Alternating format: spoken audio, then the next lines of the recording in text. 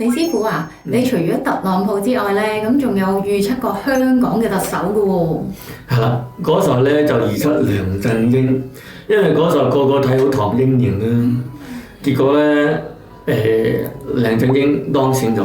哇，好犀利！咁呢啲都係喺邊度可以睇到㗎？當時咧就喺奇聞雜誌嗰度發表嘅。好犀利啊！今日咧，我哋就輪到講蛇啦。係啊，蛇咧今年咧就會有桃花星嘅。哇！係啦，蛇同馬叫做半會火局啦。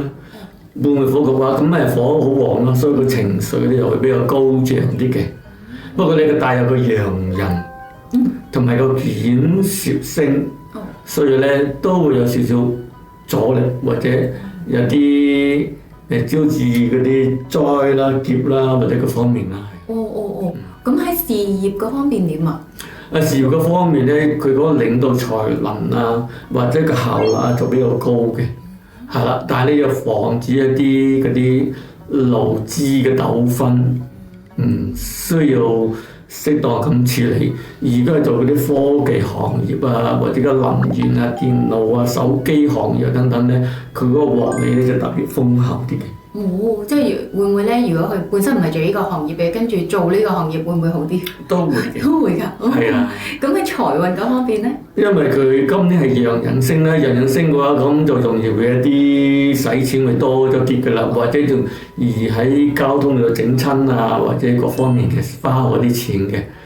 係啦，咁當然啦，到10月啊、11月啊，都會有啲外財。咁即係外財啊，即係咩意思？即係嗰啲或者偏財啦。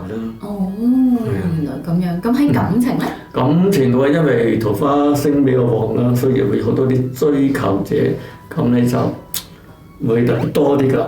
追求嘅啲嘛，即係男或者女都有嘅。係啊。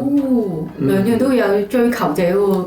咁健康嗰方面？健康嘅話，因為個火太旺啦，所以只係啲心血管啊、眼睛啊呢方面嘅。